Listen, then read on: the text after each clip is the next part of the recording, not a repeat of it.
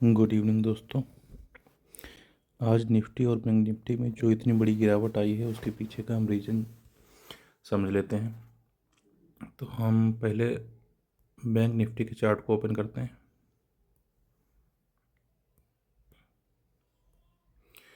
देखिए, bank Nifty और Nifty पिछले 2-3 दिनों से लगातार एक मजबूती दिखा रहे थे। गैप डाउन खुलने के बाद ये ब्रेक डाउन देता था, उसके बाद फिर रिकवर कर जाता था। किसी दिन गैप डाउन खुल के पूरा रिकवर कर जा रहा था, किसी दिन फ्लैट ओपनिंग देने के बाद भी वो रिकवर कर रहा था, जैसे कि 18 की तारीख में।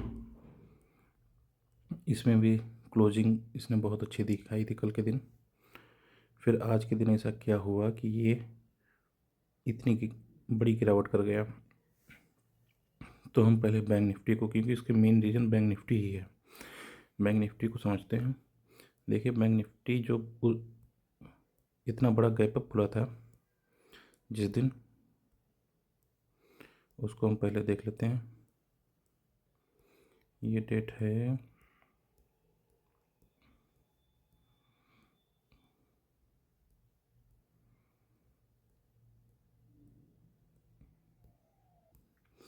3 तारीख को।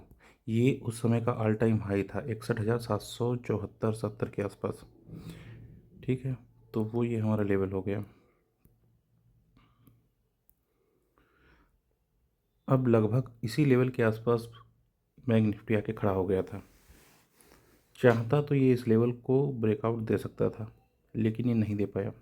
उसके पीछे की वजह ये थी कि अगर मान लेते हैं इसे आज गिरना था तो गिरने के लिए रीज़न थे ही इसमें, अभी हम आगे उनको देख लेंगे। अगर इसको ये ब्रेकआउट देना था तो ब्रेकआउट देने से पहले उन बायर्स को निकालना पड़ेगा जो कि अपनी पोजीशन लेकर बैठे हुए हैं। तो वो बायर कौन कौन से थे? वो बायर, ये सब बायर थे, जो भी आपको ये लाइन दिख रही है ये सब बायर हैं। इंट्राडे में तो वो हल्के फुल्के बायर्स को निकालता ही रहता है, लेकिन जब पोजिशनल बेसिस पे हमारे जो बायर्स या सेलर्स बैठे होते हैं उनको एक बड़े मूव देकर ही निकाला जा सकता है। तो इसलिए ये बैंक निफ्टी ने और निफ्टी ने बड़ी गिरावट की है। तो ये हमारे मार्क किए हुए लेवल हैं जहाँ पर बायर्स मुझे लग रहे थे कि बैठे हुए हैं।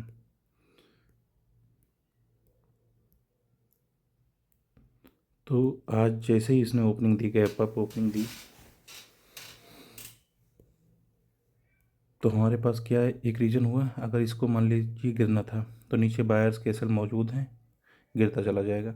मान लीजिए अगर इसको भागना भी था, ऊपर ब्रेकआउट देना था, तो जैसे ये इस लेवल के ऊपर निकलना शुरू करेगा, जैसे ये इस लेवल के ऊपर निकलना शुरू करेगा तो सिर्फ बायर आने लगेंगे। या तो ये इसके ऊपर ओपनिंग दे देता, या तो ये इस लेवल के ऊपर सीधे यहाँ कहीं ओपनिंग दे के और भागना शुरू कर देता, तो ये भाग सकता था। लेकिन नॉर्मली ऐसा नहीं होता है। ऐसा इसलिए नहीं होता है क्योंकि ऊपर का जो चार्ट है, पीछे आप देखोगे, इसके पीछे आप जितना भी जाओगे ये सब ब्लैंक एरिया मिलेगा आपको। यहाँ पे ये ब्लैंक एरिया है। यहाँ पर जब साइकोलॉजिकल ही स्टॉप लॉस मिलेंगे आपको, चार्ट पे स्टॉप लॉस नहीं मिलेंगे। तो नॉर्मली इस तरीके का नहीं करता है, कुछ साइकोलॉजी इस तरीके की बनाएगा मार्केट कि इसके ऊपर स्टॉप लॉस मौजूद हो जाएंगे।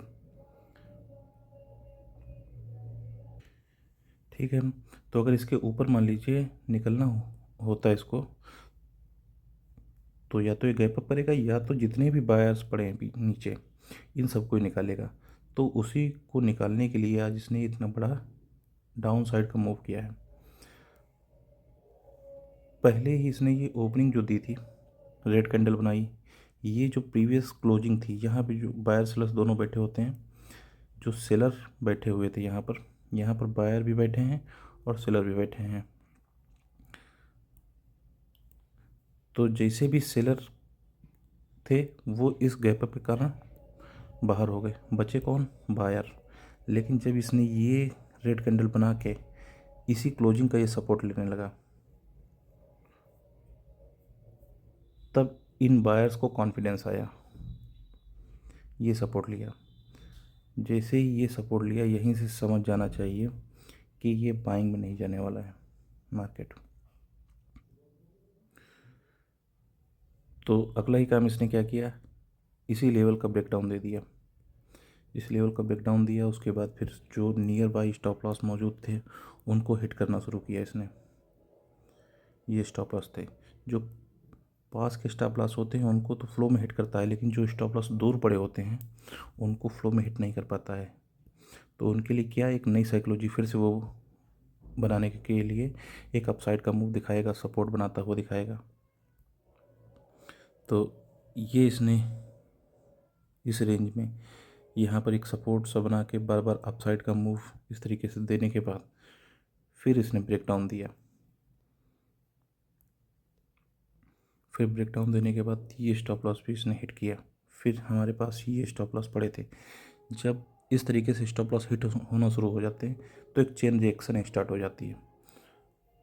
तो वही चेन रिएक्शन आज स्टार्ट हो गई, और ये कहाँ पे रुकी जाके, जब तक हम 61,000 का ब्रेकडाउन नहीं हमने देख लिया तब तक ये चेन रिएक्शन नहीं बंद हो पाई। 61,000 का ब्रेकडाउन के बाद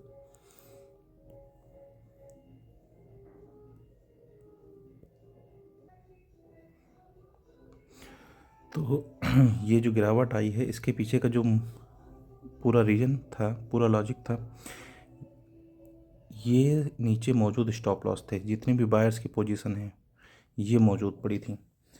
तो आज की जो इतनी बड़ी गिरावट आई उसका पीछे अगर हम समरी में जानना चाहें, तो हम इस तरीके से देख सकते हैं। मान लीजिए बैंक निफ्टी को गिरना था तो नीचे बायर्स के स्टॉप लॉस पड़े हैं, उनको हिट करता हुआ गिर जाएगा। ठीक, एक बात मान लेते हैं इसे ऑल टाइम हाई को ब्रेक करना था जो कि इसके पास ही मौजूद था लेवल, तब भी क्या ये उन बायर्स को बैठा रहने देगा जो कि अपनी पोजीशन आराम से बनाकर बैठ चुके हैं? ऐसा मार्केट कभी नहीं करता है। उनको पहले बाहर करेगा, उसके बाद फिर वो ऑल टाइम हाई को ब्रेक करेगा। तो इसने पहला काम तो कर दिया है, जितने भी बायर्स थे उनको भगा दिया है। कुछ बायर्स अभी हमें आसपास दिख रहे हैं। अगर ये मार्केट टारगेट करना चाहेगा तो इनको भी गैप डाउन करके या कोई और स्ट्रक्चर बना के निकाल सकता है। उसके बाद जब ये गिरावट कर रहा था तो यहाँ पर कुछ, जैसे ये एम जैसा स्ट्रक्चर बन रहा है, ये एम जैसा स्ट्रक्चर बन रहा है, यहाँ पर सेलर्स की भी पोजीशन पड़ी हैं। इस जगह पर हमें सेलर्स के भी स्टॉप लॉस मिल जाएंगे। तो जब ये ऑल टाइम हाई की तरफ निकलना शुरू करेगा इस बार, तो इनको स्टॉप लॉस, इनके स्टॉप लॉस, इनके स्टॉप लॉस, इनके स्टॉप लॉस, इनके स्टॉप लॉस हिट होने शुरू हो जाएंगे। इनके जब स्टॉप लॉस हिट होंगे और ऑपरेटर अपनी नई पोजीशन भी ऐड करेगा, तब हमें एक अच्छी अपसाइड की तरफ रैली देखने को मिलेगी और उसी फ्लो में ये ऑल टाइम हाई को भी तोड़ देगा। तो आज की गिरावट के पीछे का जो रीज़न था वो यही था। अगली जो रैली अपसाइड की आएगी उसके पीछे का जो रीज़न होगा वो भी यही होगा। Thank you.